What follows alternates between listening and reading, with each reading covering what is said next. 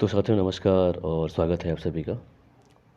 और अभी हम पढ़ रहे हैं एमपीपीएससी 2021 के लिए मॉडल क्वेश्चन पेपर सेट, और ये सेट नंबर 4 है। तो लगभग इसमें 75 सवाल हैं और हमने इसमें कोशिश किया है कि कम से कम व्याख्या करें। तो चलिए बढ़ते हैं। पहला सवाल है कि किसने 1857 के विद्रोह को स्वतंत्रता का पहला युद्ध कहा था। विकल्प हैं विनायक दामोदर सावरकर, सुभाष चंद्र बोस, रमेश चंद्र मजूमदार या फिर सर सैयद अहमद खान ने। तो यहाँ पे सही विकल्प हो जाएगा ए, विनायक दामोदर सावरकर के द्वारा 1857 के विद्रोह को स्वतंत्रता का पहला संग्राम या स्वतंत्रता का पहला युद्ध कहा गया था। और क्वेश्चन नंबर 2 है कि रॉयल टाइटल एक्ट 1876 किस गवर्नर जनरल के दौरान पारित किया गया। Lord Ripon, lord Lansdowne, lord Elgin और लॉर्ड लिटन। तो यहाँ पे सही विकल्प हो जाएगा डी, लॉर्ड लिटन के काल में, क्योंकि इसका कार्यकाल 1876 से 1880 तक होता है। और लॉर्ड रिपन की बात कर लें तो इनका कार्यकाल 1880 से 1884 तक, जबकि लॉर्ड लैंसडाउन की बात कर लें तो 1888 से 1894 तक, और लॉर्ड एल्गिन द्वितीय की बात कर लें तो 1894 से 1899 तक। और क्वेश्चन नंबर 3 है कि भारत में दशक 2001 से 2021 में जनसंख्या जो वृद्धि दर थी वो क्या थी, कितने प्रतिशत थी। 17.6%, 19.5%, 21% या फिर 22%। तो यहाँ पे सही विकल्प हो जाएगा ए, 17.6%। और क्वेश्चन नंबर 4 है कि निम्न में से किसे एकाधिकार परिचालनों को हतोत्साहित करने के लिए स्थापित किया गया है। एंटी ट्रस्ट कानून, डंपिंग विरोधी कानून, मिलावट विरोधी कानून या फिर मुद्रास्फीति विरोधी कानून। तो यहाँ पे सही विकल्प हो जाएगा ए, एंटी ट्रस्ट कानून। इसको साख विरोधी कानून भी कहा जाता है। और अगला क्वेश्चन है कि एमएसपी की गणना करने के लिए, यानी कि मिनिमम सपोर्ट प्राइस यानी कि न्यूनतम समर्थन मूल्य की गणना करने के लिए इनमें से कौन सा गणना दृष्टिकोण सबसे व्यापक माना जाता है। A2 दृष्टिकोण, C2 दृष्टिकोण, A2+FL दृष्टिकोण या फिर B3 दृष्टिकोण। तो यहाँ पे सही विकल्प हो जाएगा BC2 दृष्टिकोण। ठीक है। अब थोड़ी सी बात कर लें कि MSP यानी कि जो मिनिमम सपोर्ट प्राइस है, यानी कि न्यूनतम समर्थन मूल्य है, इसे सरकार के द्वारा जारी किया जाता है। और MSP जो जारी किया जाता है वो CACP के द्वारा जारी किया जाता है, यानी कि commission for agriculture cost and price के थ्रू।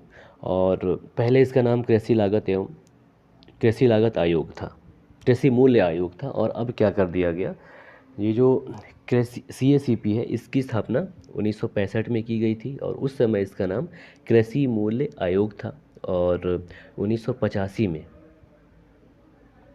इसका नाम बदलकर CACP यानी कि commission for agriculture cost and price यानी कि कृषि लागत एवं मूल्य आयोग कर दिया गया।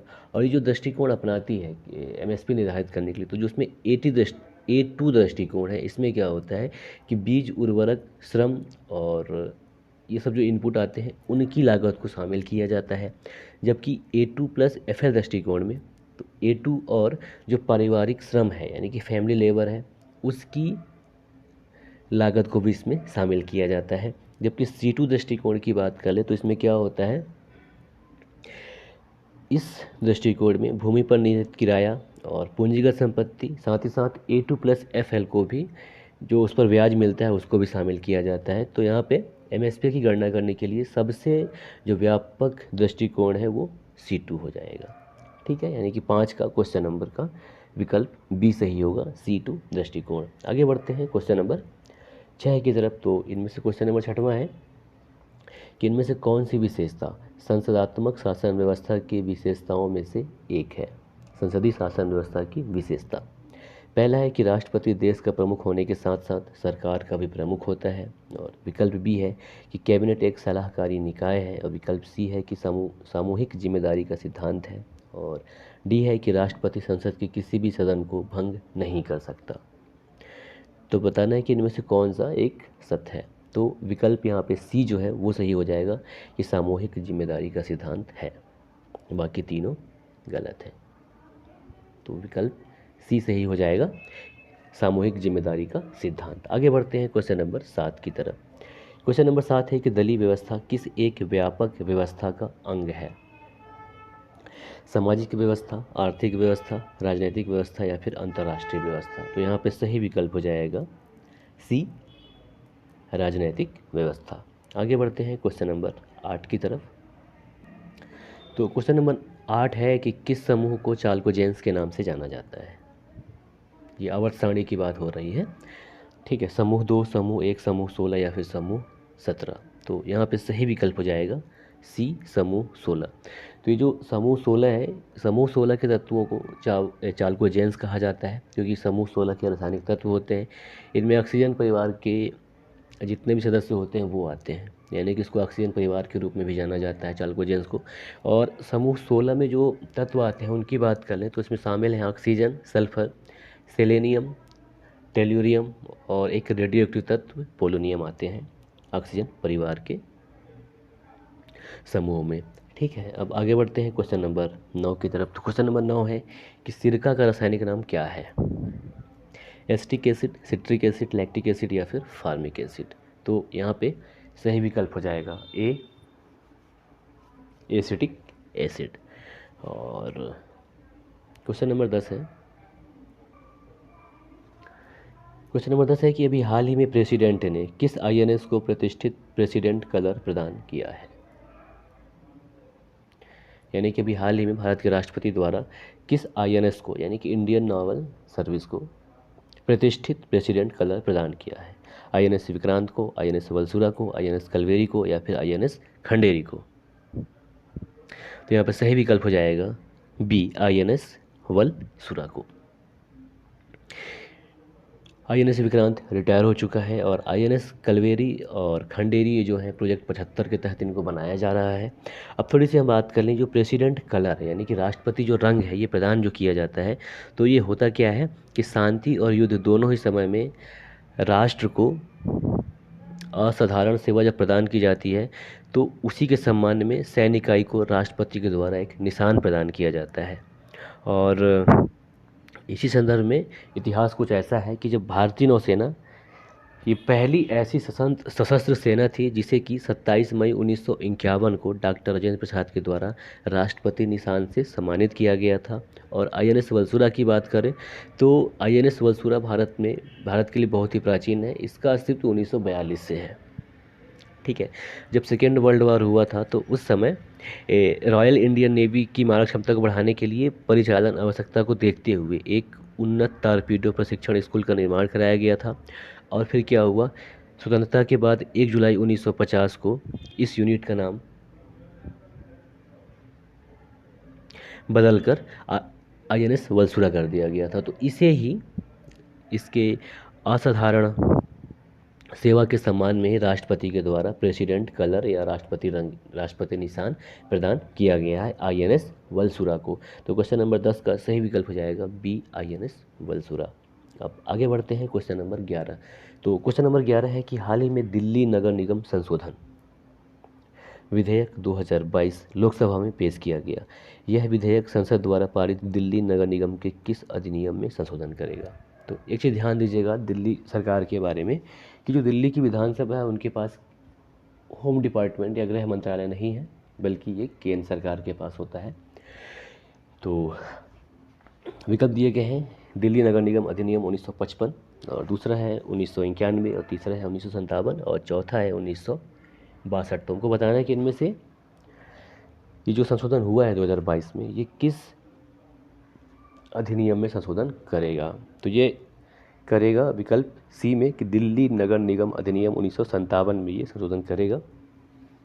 तो हुआ ये था कि दिल्ली विधानसभा के द्वारा वर्ष 2011 में दिल्ली के तत्कालीन जो नगर निगम थे उनको 3 भागों में विभाजित कर दिया गया था, उत्तरी दिल्ली नगर निगम, दक्षिण दिल्ली नगर निगम और पूर्वी दिल्ली नगर निगम।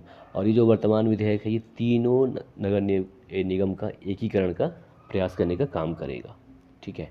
अब आगे बढ़ते हैं क्वेश्चन नंबर 12 की तरफ। तो क्वेश्चन नंबर 12 है कि नोबेल शांति पुरस्कार विजेता दलाई लामा, यानी कि दलाई लामा को नोबेल पुरस्कार प्राप्त हो चुका है, और आर्क बिशप डेसमंड टूटू द्वारा लिखित एक चित्र पुस्तक संस्करण का शीर्षक क्या है?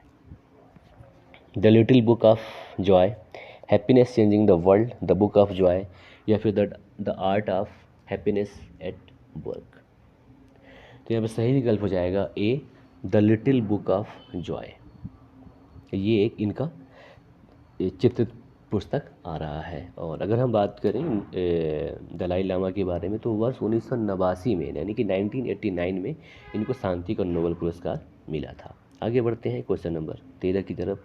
तो क्वेश्चन नंबर 13 है कि फीफा वर्ल्ड कप जो कि फुटबॉल का होना है, 2022 के आधिकारिक प्रायोजक के रूप में किस कंपनी को नामित किया गया है? वीवो, टाटा, बायजूस या फिर कोका कोला। तो यह बता दूं प्रायोजक कौन होते हैं। एक होता है आयोजक, दूसरा होता है प्रायोजक। आयोजक वो जो मुख्य रूप से पूरा काम संभालता है, और जैसे अगर हम फीफा वर्ल्ड कप 2022 की बात करें, तो इसका आयोजक कौन सा देश है, तो कतर हो जाएगा।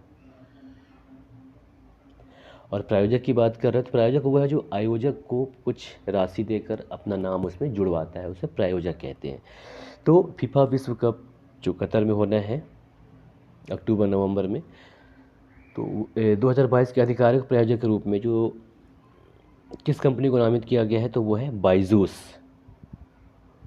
जो कि भारत की एक एड कंपनी है, यानी कि इसका सही विकल्प हो जाएगा 13 का सी। सॉरी, एड कंपनी का मैंने, टेक कंपनी है ये। और ये फीफा विश्व कप कतर 2022 का आधिकारिक प्रायोजक के रूप में इसको नामित किया गया है। और ये जो फीफा वर्ल्ड कप है, ये 21 नवंबर से 18 दिसंबर 2022 तक कतर में होना है।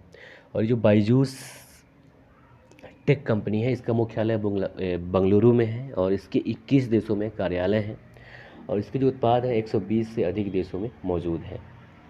ठीक है, अब आगे चलते हैं। 14 नंबर क्वेश्चन है कि 94 अकादमी पुरस्कार समारोह 2022 में सर्वश्रेष्ठ अभिनेता का पुरस्कार किसे मिला?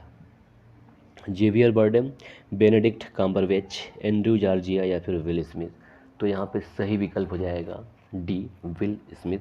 और ये इस बार का इसलिए नहीं कोई लोग भूलेंगे, क्योंकि इन्होंने जो वहाँ पे अनाउंसर थे उनको थप्पड़ जड़ दिया था। तो हालांकि इसके लिए इनके ऊपर 10 साल का बैन भी लग गया है विल स्मिथ के ऊपर। बहरहाल, ये 94 अकादमी पुरस्कार की बात कर लें, तो वर्ष 2022 के लिए सर्वश्रेष्ठ अभिनेता का पुरस्कार विल स्मिथ को मिला। और ये जो पुरस्कार है, ये academy of motion pictures art and science के द्वारा ये पुरस्कार प्रदान किया जाता है। और जो विल स्मिथ को जो पुरस्कार प्रदान किया गया, उनको किंग रिचर्ड मूवी के लिए प्रदान किया गया, जबकि वर्ष 2022 का सर्वश्रेष्ठ पिक्चर कोडा को ये सम्मान मिला। और आगे बढ़ते हैं क्वेश्चन नंबर 15 की तरफ। क्वेश्चन नंबर 15 है कि अंतर्राष्ट्रीय श्रम संगठन ILO के अगले महानिदेशक कौन बने हैं? मतलब इनका घोषणा तो कर दिया गया है, पर बनेंगे आगे, इसलिए ऐसा सवाल है। तो विकल्प है कि एंगोजी ओंकोजो इवेला, गिलबर्ट होंगबो या फिर क्रिस्टलिना जॉर्जिवा या मिशेल हैंसेन। तो यहाँ पे सही विकल्प हो जाएगा बी, गिलबर्ट होंगबो। तो गिलबर्ट होंगबो की बात कर लें, तो ये वर्तमान में क्या है, कृषि विकास के लिए अंतर्राष्ट्रीय कोष यानी कि IFAD के अध्यक्ष हैं। और ये जो ILO है, यानी कि इंटरनेशनल लेबर ऑर्गेनाइजेशन, उसके 11वें महानिदेशक बनेंगे, और इस पद को संभालने वाले पहले अफ्रीकी व्यक्ति होंगे। और इनका कार्यकाल जो है 1 अक्टूबर 2022 से प्रारंभ होगा। और थोड़ी सी अगर हम बात कर लें कि अंतर्राष्ट्रीय श्रम संगठन, तो ये क्या है, संयुक्त राष्ट्र संघ की एक एजेंसी है, और इसका कार्य ये है कि अंतर्राष्ट्रीय मानकों को स्थापित करके सामाजिक और आर्थिक न्याय को आगे बढ़ाना है। और मुख्यतः इसका काम जो है, ये श्रमिकों के सुधार से संबंधित है, उनके लिए ये ज़्यादातर काम करता है। और इसका मुख्यालय जो है स्विट्ज़रलैंड के जिनेवा में स्थित है। और 11 अप्रैल 1919 में इसको स्थापित किया गया था। और इसमें वर्तमान में इसके सदस्य देश 187 है, 187 हैं। और भारत जो है ये अंतर्राष्ट्रीय श्रम संगठन का संस्थापक सदस्य है और वर्ष 2020 में भारत के द्वारा इसकी शासी निकाय की अध्यक्षता ग्रहण की गई है। अब आगे बढ़ते हैं क्वेश्चन नंबर 16 की तरफ। तो क्वेश्चन नंबर 16 है कि केंद्रीय कृषि एवं किसान कल्याण मंत्री कौन है फिलहाल? ये नरेंद्र सिंह तोमर है। इन्होंने नीति आयोग और किस संगठन के साथ मिलकर इंडियन एग्रीकल्चर टुवर्ड्स 2030 नामक पुस्तक को लॉन्च किया है? कृषि वानिकी में अनुसंधान के लिए अंतर्राष्ट्रीय केंद्र ICRAF यानी कि international council for research in agro forestry A. और विकल्प क्या है? खाद्य एवं कृषि संगठन फूड एंड एग्रीकल्चर ऑर्गेनाइजेशन। और विकल्प सी है कि अंतर्राष्ट्रीय वानिकी अनुसंधान केंद्र। और डी है कि अंतर्राष्ट्रीय पादप अनुवांशिकी संसाधन संस्थान या जिसे बायोडाइवर्सिटी इंटरनेशनल भी कहा जाता है इसके साथ। तो यहाँ पे सही विकल्प हो जाएगा कि केंद्रीय कृषि एवं किसान कल्याण मंत्री नरेंद्र सिंह तोमर ने नीति आयोग और खाद्य एवं कृषि संगठन यानी कि विकल्प बी के साथ मिलकर इंडियन एग्रीकल्चर टुवर्ड्स 2030 नामक एक पुस्तक का लॉन्च किया है। आगे बढ़ते हैं क्वेश्चन नंबर 17 की तरफ। क्वेश्चन नंबर 17 है कि भारत का पहला शहर जहां स्टील के कचरे से सड़क का निर्माण किया गया है। विकल्प ए है सूरत, बी है मुंबई, सी पुणे, डी अहमदाबाद। तो बताना है कि यहाँ से किस शहर में स्टील के कचरे का से सड़क का निर्माण किया गया है। तो अब थोड़ी सी हम बात कर लें स्टील, इसका जो सही विकल्प होगा वो हो जाएगा ए सूरत, गुजरात में किया गया है, जिसे कि भारत का डायमंड सिटी भी कहा जाता है। तो सूरत जो है यहाँ भारत का पहला ऐसा शहर है जहाँ की स्टील के कचरे से सड़क का निर्माण किया गया है। और इसमें के लिए क्या हुआ है कि CSIR यानी कि भारतीय वैज्ञानिक और औद्योगिक अनुसंधान परिषद और CRRI यानी कि सेंट्रल रोड रिसर्च इंस्टीट्यूट के साथ आर्सेलर मित्तल जो कंपनी है निप्पॉन इंडिया द्वारा सरकार के थिंक टैंक नीति आयोग के साथ मिलकर इस रोड का निर्माण किया गया है। और ये जो रोड बना है इसको स्टील स्टैग से तैयार किया गया। स्टैग यानी कि जब स्टील निर्माण में जो कचरा उत्पन्न होता है उसका, हालांकि इसका सीमेंट बनाने में प्रयोग होता है स्लैज का और स्टैग का। तो ये जो स्लैग रोड है इससे बनाया गया है रोड को। अब एक तरह से ये सतत विकास का एक साधारण बहुत बेहतरीन उदाहरण है। और इससे क्या है कि आगे भी बहुत सारे रोड इसी से बनेंगे तो पत्थरों को कम से कम नुकसान होगा, यानी कि जो खुदाई किया जाता है खदान वदान का वो कम से कम होगा पत्थर के लिए। और ये जो बना है, ठीक है, सूरत में बना है, ये बना है सूरत के हजीरा इंडस्ट्रियल एरिया में। आगे चलते हैं क्वेश्चन नंबर 18। क्वेश्चन नंबर 18 है कि किस राज्य में पाए जाने वाले लिविंग रूट ब्रिज को यूनेस्को की विश्व धरोहर स्थलों की अस्थायी सूची में शामिल किया गया है? मेघालय, मणिपुर, नागालैंड, मिजोरम। तो यहाँ पे सही विकल्प हो जाएगा मेघालय। लिविंग रूट ब्रिज यानी क्या होता है, ये नदी का एक छोर दूसरे छोर से जो पेड़ होते हैं आपस में उनके जड़ से मिल जाते हैं और बेहतरीन बनते हैं, है ना, ये देख सकते हैं आप। तो ये मेघालय में स्थित है। तो मेघालय में लगभग बहुत सारे स्थित हैं ये, है ना। और क्वेश्चन नंबर 19 है कि हाल ही में सरिस्का टाइगर रिजर्व में भीषण आग लग गया है, यह किस राज्य में स्थित है? छत्तीसगढ़, मध्य प्रदेश, राजस्थान, महाराष्ट्र। तो यहाँ पे सही विकल्प हो जाएगा सी राजस्थान। तो अभी क्या हुआ, कुछ दिन पहले सरिस्का टाइगर रिजर्व में आग लग गया है जिसको बुझा भी लिया गया है। तो चूँकि घटना हो चुका है तो ऐसे ही टाइगर रिजर्व के बारे में या कुछ भी के बारे में सवाल पूछ सकते हैं। तो इसलिए हमने इसे लिख दिया है कि टाइगर रिजर्व में भीषण आग लग गया है, ये कहाँ स्थित है। और आगे चलते हैं क्वेश्चन नंबर 20 की तरफ। क्वेश्चन नंबर 20 है कि मुंबई इंटरनेशनल क्रूज टर्मिनल किस वर्ष तक चालू हो जाएगा? विकल्प है 2023, 2024, 2025 या फिर 2026। तो यहाँ पे सही विकल्प हो जाएगा बी 2024। तो ये जो मुंबई इंटरनेशनल क्रूज टर्मिनल है, ये इसकी क्षमता की अगर हम बात करें तो इसमें हर वर्ष 2000 जहाज़ और 1 मिलियन यात्रियों को संभालने की क्षमता होगी। और क्वेश्चन नंबर 21 है कि निम्न राज्यों में से कौन सा युग्म सही सुमेलित नहीं है? देवगिरी, शंकरदेव, मदुरा, वीर पांड्या, होयसल, वीर बल्लाल, वारंगल, रामचंद्र देव। तो यहाँ पे जो सही सुमेलित युग्म नहीं है उसको देखना है। तो यहाँ पे विकल्प डी सही सुमेलित नहीं है।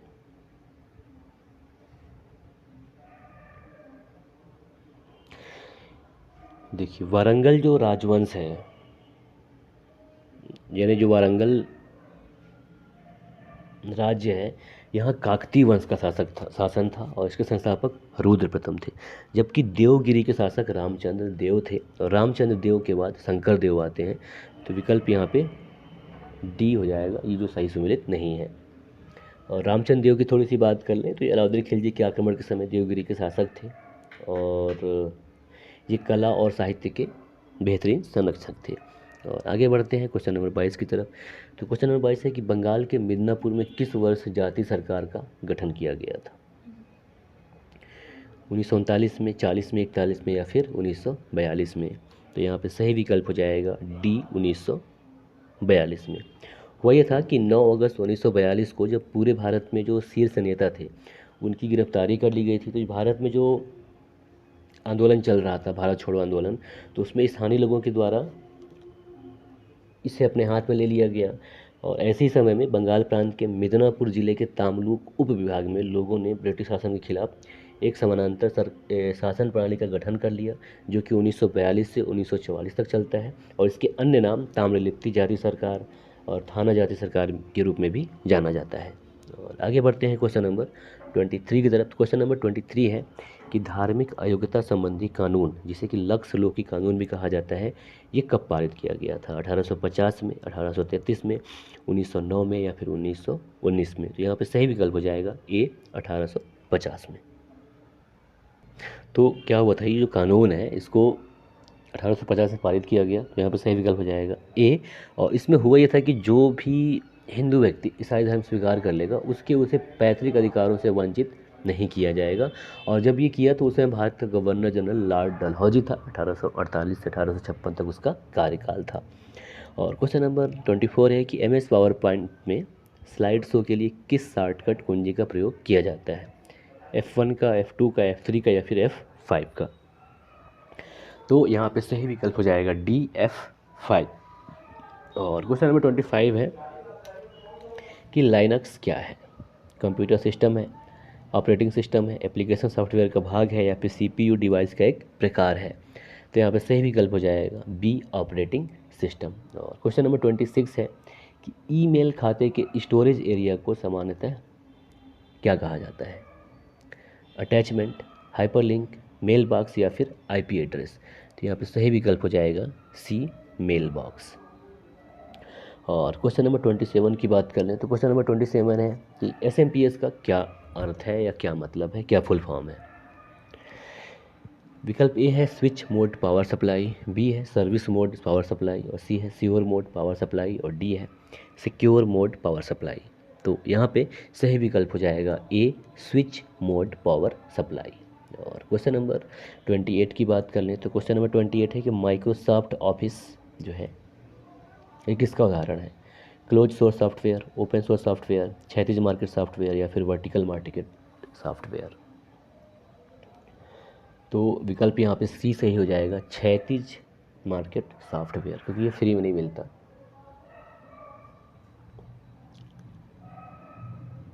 और ये 29 है कि P2P किस प्रकार के इंटरनेट सर्विस के लिए प्रयोग किया जाता है? यानी कि पर्सन टू पर्सन जो है, वेब ब्राउजिंग के लिए, फाइल शेयरिंग के लिए, ऑनलाइन गेमिंग के लिए या फिर ईमेल के लिए? तो यहाँ पे सही विकल्प हो जाएगा बी फाइल शेयरिंग के लिए। और क्वेश्चन नंबर 30 है कि इनमें से क्या CRT डिस्प्ले के द्वारा डेटा के विजुअल प्रदर्शन के लिए प्रयोग किया जाता है?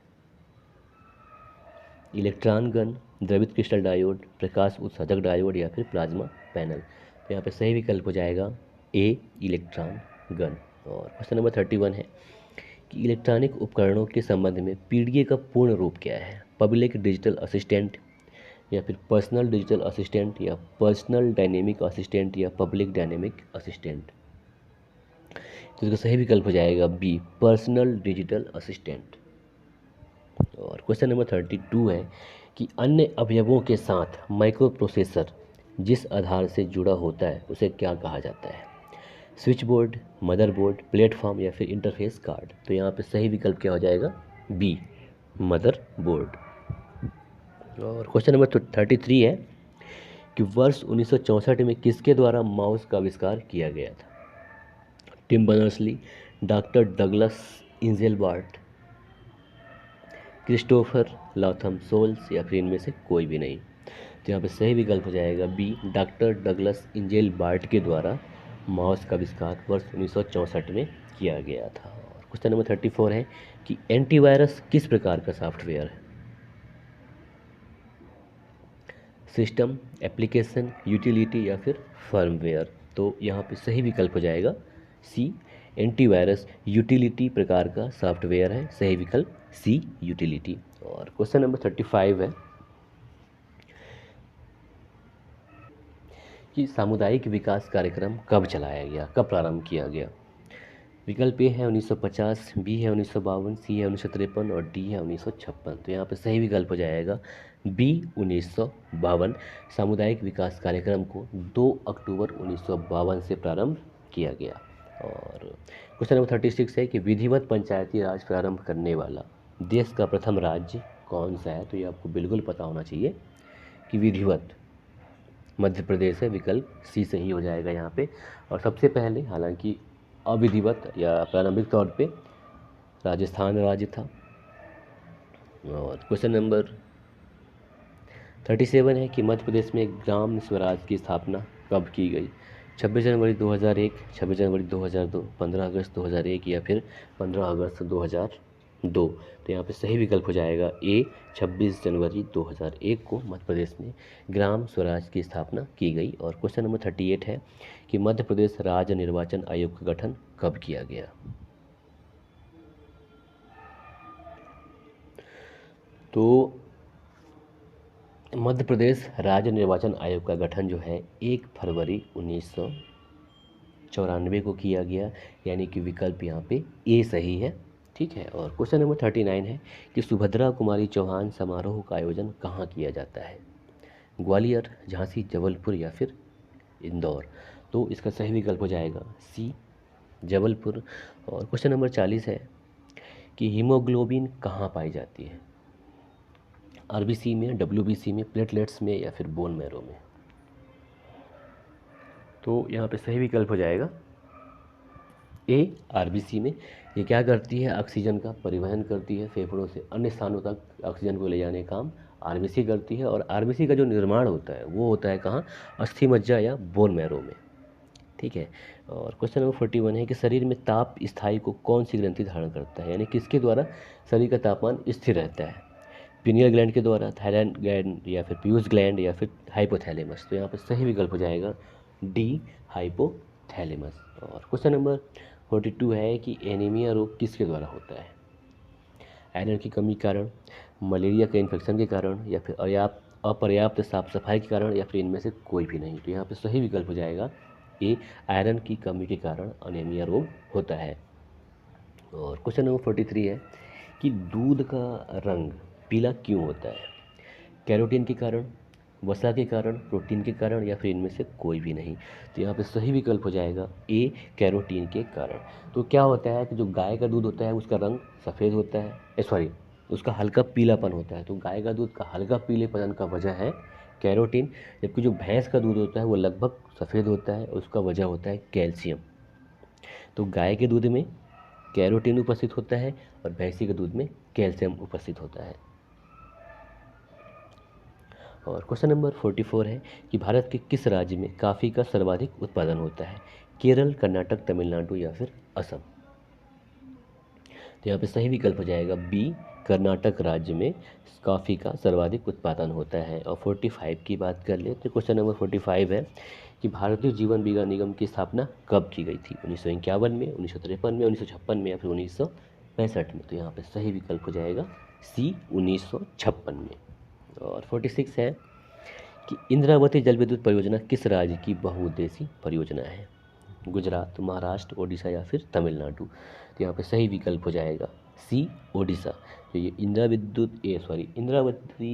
जल विद्युत परियोजना है, ये ओडिशा राज्य की बहुउद्देशीय परियोजना है। और आगे चलते हैं 47 की तरफ। तो क्वेश्चन नंबर 47 है कि 2011 की जनगणना के अनुसार किस केंद्र शासित प्रदेश में साक्षरता प्रतिशत अधिकतम है? दिल्ली, चंडीगढ़, पुदुचेरी, लक्षद्वीप। तो यहाँ पे सही विकल्प हो जाएगा डी, लक्षद्वीप। ठीक है, क्योंकि वर्ष 2011 का पूछ रहा है, 2021 में हुआ नहीं और 2031 में होना है नया जनगणना। तो यहाँ पे सही विकल्प हो जाएगा डी, लक्षद्वीप। और क्वेश्चन नंबर 48 है कि रिजर्व बैंक ऑफ इंडिया का राष्ट्रीयकरण कब किया गया? ए 1959, बी 1947, सी 1945, डी 1949। तो सही विकल्प हो जाएगा डी 1949 में, विकल्प डी। और क्वेश्चन नंबर 49 है कि लप्सना यानी कि Lal Bahadur Shastri national academy of administration कहाँ स्थित है? गुड़गांव में, नई दिल्ली में, मसूरी में या फिर नैनीताल में? तो यहाँ पर सही विकल्प हो जाएगा सी, मसूरी। मसूरी में लप्सना स्थित है। और क्वेश्चन नंबर 50 की बात कर लें तो क्वेश्चन नंबर 50 है कि विश्व में तंबाकू का सबसे बड़ा उत्पादक देश कौन सा है? भारत, चीन, इंडोनेशिया या फिर मलेशिया? तो सही विकल्प हो जाएगा बी, चीन। विश्व में तंबाकू का सबसे बड़ा उत्पादक देश चीन है, उसके बाद भारत का स्थान आता है। और क्वेश्चन नंबर 51 की बात कर लें तो क्वेश्चन नंबर 51 है कि भारत में सबसे लंबी तट रेखा वाला राज्य कौन सा है? तमिलनाडु, गुजरात, महाराष्ट्र या फिर आंध्र प्रदेश? तो यहाँ पे सही विकल्प हो जाएगा बी, गुजरात। और क्वेश्चन नंबर 52 है कि वनस्पतियों एवं जीव जंतुओं का जीवाश्म किस प्रकार के चट्टानों में पाया जाता है? ए अवसादी चट्टान, बी आग्नेय चट्टान, तीसरा यानी सी कायांतित चट्टान और डी इन सभी में? तो इसका सही विकल्प हो जाएगा ए अवसादी चट्टानों में जीव एवं जंतुओं का जीवाश्म पाया जाता है। और क्वेश्चन नंबर 53 की बात कर लें तो 53 है कि मध्य प्रदेश शासन के द्वारा शरद जोशी पुरस्कार किस क्षेत्र में प्रदान किया जाता है? हिंदी रिपोर्टाज एवं व्यंग, बी साहित्य, सी परंपरागत लोक कला और डी है उत्कृष्ट सामाजिक कार्य? तो यहाँ पे सही विकल्प हो जाएगा ए हिंदी रिपोर्टाज एवं व्यंग के क्षेत्र में ये शरद जोशी पुरस्कार प्रदान किया जाता है। और क्वेश्चन नंबर 54 की बात कर लें तो क्वेश्चन नंबर 54 है कि संजय गांधी पावर प्लांट मध्य प्रदेश के किस जिले में स्थित है? दतिया, कटनी, उमरिया या फिर सीधी? तो यहाँ पे सही विकल्प हो जाएगा सी उमरिया, और ये उमरिया जिले के बिरसिंहपुर में स्थित है। और क्वेश्चन नंबर 55 है कि मध्य प्रदेश की किस नदी को पुराणों में शनिदेव की बहन बताया गया है? नर्मदा, ताप्ती, माही या फिर क्षिप्रा? तो यहाँ पे सही विकल्प हो जाएगा बी ताप्ती नदी को पुराणों में शनिदेव की बहन बताया गया है। और ताप्ती नदी की बात कर लें तो ये बैतूल जिले की मुल्ताई से निकलती है और इस नदी से संबंधित 7 कुंड हैं, जिसमें शामिल है सूर्य कुंड, ताप्ती कुंड, धर्म कुंड, पाप कुंड, नारद कुंड, शनि कुंड और नागबाबा कुंड। तो ये शनि कुंड इनसे ही संबंधित है और इसी संदर्भ में जो पुराण है उसमें बताया गया है कि जो ताप्ती नदी है वो शनिदेव की बहन है। और क्वेश्चन नंबर 56 है कि इनमें से कौन सी नदी खंभात की खाड़ी में नहीं गिरती है? खंभात की खाड़ी यानी अरब सागर में नहीं गिरती। नर्मदा, ताप्ती, माही या फिर कावेरी? तो यहाँ पे सही विकल्प हो जाएगा डी कावेरी नदी जो है ये बंगाल की खाड़ी में गिरती है और ये नर्मदा, ताप्ती, माही ये तीनों जो हैं खंभात की खाड़ी में गिरती है। तो इसलिए यहाँ पे सही विकल्प हो जाएगा डी कावेरी। और क्वेश्चन नंबर 57 है कि भारत भवन के वास्तुकार कौन हैं? Charles mason, Charles Babbage, Charles Korea या फिर ल्यूटियन? तो यहाँ पे सही विकल्प हो जाएगा सी चार्ल्स कोरिया। और क्वेश्चन नंबर 58 है कि भीमबेटका किस ज़िले में स्थित है? भोपाल, रायसेन, विदिशा या फिर सीहोर? इसका सही विकल्प हो जाएगा बी रायसेन जिले में स्थित है ये। और क्वेश्चन नंबर 59 कि मंडीदीप औद्योगिक क्षेत्र किस जिले में स्थित है? रायसेन जिले में, सीहोर जिले में, विदिशा जिले में या फिर भोपाल जिले में? तो सही विकल्प हो जाएगा यहाँ पे ए रायसेन जिले में। और क्वेश्चन नंबर 60 है कि मध्य प्रदेश में प्रथम बाघ संरक्षण योजना किस राष्ट्रीय उद्यान से प्रारंभ किया गया? कान्हा किसली, सतपुड़ा टाइगर रिजर्व, पन्ना राष्ट्रीय उद्यान या फिर बांधवगढ़ राष्ट्रीय उद्यान? तो सही विकल्प होगा यहाँ पे ए कान्हा किसली उद्यान से। और 61 है कि चंदेरी के किले का निर्माण किस शासक के द्वारा कराया गया, कीर्तिपाल, राजा भोज, उदय वर्मन या फिर नरसिंह वर्मन। तो इसका सही विकल्प हो जाएगा ए कीर्तिपाल के द्वारा 11वीं सदी में किया कराया गया, जो कि प्रतिहार वंश के शासक थे। और क्वेश्चन नंबर 63 है कि रातापानी अभयारण्य कहाँ स्थित है, भोपाल में।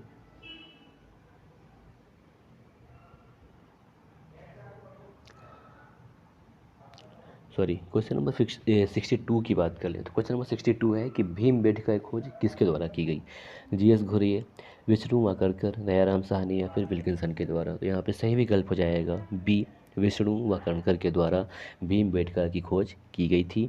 और क्वेश्चन नंबर 63 कि रातापानी अभयारण्य कहाँ स्थित है, भोपाल, रायसेन, सागर या फिर जबलपुर में।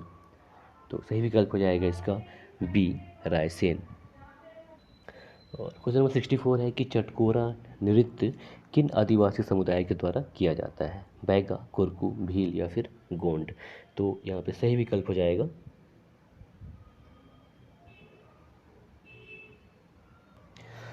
यहाँ पे सही विकल्प हो जाएगा बी कोरकू।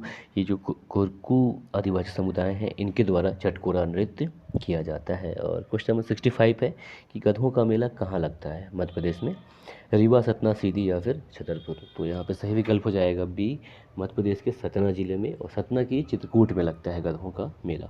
और क्वेश्चन नंबर 66 है कि मध्य प्रदेश की न्यायिक राजधानी किसे कहा जाता है, ग्वालियर, इंदौर, जबलपुर या फिर भोपाल। तो यहाँ पे सही विकल्प हो जाएगा सी जबलपुर। तो मध्य प्रदेश की न्यायिक राजधानी जबलपुर को कहा जाता है। और क्वेश्चन नंबर 67 है कि तात्या टोपे स्मारक कहाँ स्थित है, मुरैना, दतिया, शिवपुरी या फिर भिंड। तो सही विकल्प हो जाएगा सी शिवपुरी में। और क्वेश्चन नंबर 68 है कि 64 योगिनी मंदिर कहाँ स्थित है, मुरैना, भिंड, दतिया या फिर शिवपुरी। तो इसका सही विकल्प हो जाएगा ए मुरैना में, और ये मुरैना के मितावली में ये मंदिर स्थित है, 64 योगिनी मंदिर मुरैना में। और क्वेश्चन नंबर 69 है कि मध्य प्रदेश के पहले आकाशवाणी केंद्र की स्थापना कहाँ हुई थी, भोपाल में, ग्वालियर में, जबलपुर में या फिर इंदौर में। तो सही विकल्प हो जाएगा इसका डी इंदौर में, 22 मई 1955 को हुआ था। और क्वेश्चन नंबर 70 है कि देश की सबसे छोटी मस्जिद 2.5 सीढ़ी की मस्जिद कहाँ स्थित है, इंदौर में, भोपाल में, लखनऊ में या फिर दिल्ली में। तो सही विकल्प हो जाएगा इसका बी भोपाल में। और अगर आप भोपाल के हैं, आपको ये नहीं पता, तो ये जो गांधी मेडिकल कॉलेज है उसके पिछले हिस्से में ये मस्जिद स्थित है, 2.5 सीढ़ी मस्जिद। और आगे बढ़ते हैं क्वेश्चन नंबर 71 है कि पौधों में जल का परिवहन किसके माध्यम से होता है, फ्लोएम, जाइलम, संवहनी ऊतक या फिर हरित लवण। तो इसका सही विकल्प हो जाएगा बी जाइलम। जल का परिवहन जाइलम के द्वारा होता है। और इसको हालांकि याद करने की बेहतरीन ट्रिक भी है, क्योंकि जल का जो काम है, जल नीचे से ही ऊपर जाएगा पौधों में, तो वो जाइलम जड़ के द्वारा जाएगा, जाइलम हो जाएगा। और फ्लोएम की बात करें तो फूलों से क्या है या पत्तों से क्या है भोजन बनता है, तो जो खाद्य पदार्थ है वो ऊपर से नीचे आते हैं फ्लोएम के माध्यम से। तो जाइलम से जड़ जुड़ा हुआ है और फूल पत्ती से फ्लोएम जुड़ा हुआ है।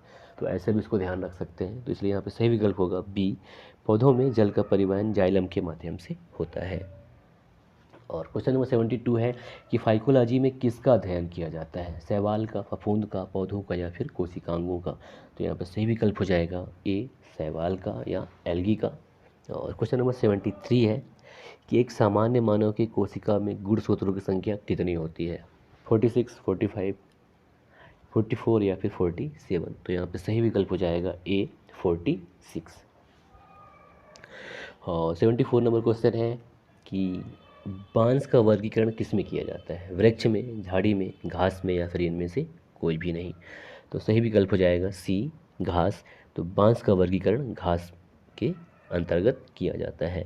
और क्वेश्चन नंबर 75 है कि इनमें से कौन सा दर्रा पश्चिमी घाट में अवस्थित नहीं है, भोर घाट, थाल घाट, बनिहाल या फिर पाल घाट। तो यहाँ पे सही विकल्प हो जाएगा सी बनिहाल दर्रा, जो कि पश्चिमी घाट में अवस्थित नहीं है। और नेक्स्ट क्वेश्चन है कि राष्ट्रीय स्वच्छ वायु कार्यक्रम केंद्र सरकार द्वारा किस वर्ष प्रारंभ किया गया था, 2018 में, 2020 में, 2017 में या फिर 2019 में। तो यहाँ पे सही विकल्प हो जाएगा डी 2019 यानी कि राष्ट्रीय स्वच्छ वायु कार्यक्रम केंद्र सरकार के द्वारा वर्ष 2019 में प्रारंभ किया गया था, यानी कि नेशनल क्लीन एयर पॉलिसी 10 जनवरी 2019 को। तो ये हुआ ये था कि वायु प्रदूषण रोकथाम के लिए व्यापक और समयबद्ध रूप से बनाया गया एक 5 वर्षीय कार्यक्रम है, यानी कि 5 वर्ष तक चलेगा, जिसका जो लक्ष्य है वायु प्रदूषण की रोकथाम करना, नियंत्रण करना और उन्मूलन के लिए काम करना। साथ ही साथ इसमें क्या किया गया कि वर्ष 2017 को आधार वर्ष मानकर वायु में मौजूद PM 2.5 और PM 10 को 20 से 30% तक कम करने का अनुमानित राष्ट्रीय लक्ष्य रखा गया है। और इसमें जो कानून काम करता है राष्ट्रीय स्वच्छ वायु कार्यक्रम में, वो है वायु रोकथाम और प्रदूषण नियंत्रण अधिनियम 1981 के अनुरूप CPCB यानी कि केंद्रीय प्रदूषण नियंत्रण बोर्ड और के तहत वायु प्रदूषण की रोकथाम, नियंत्रण और उन्मूलन के लिए जो राष्ट्रव्यापी स्तर पर कार्यक्रम का संचालन NCAP करेगी, यानी कि NCAP CPCB और 1981 का जो अधिनियम है उसके तहत कार्य करेगा। तो राष्ट्रीय स्वच्छ वायु कार्यक्रम केंद्र सरकार के द्वारा 2019 में प्रारंभ किया गया। तो ये था प्रश्न का चौथा सेट। उम्मीद करता हूँ कुछ इससे आपको बहुत हेल्प मिला होगा और आगे नेक्स्ट वीडियो हम जल्दी ही लेके आ रहे हैं। नमस्कार, जय हिंद।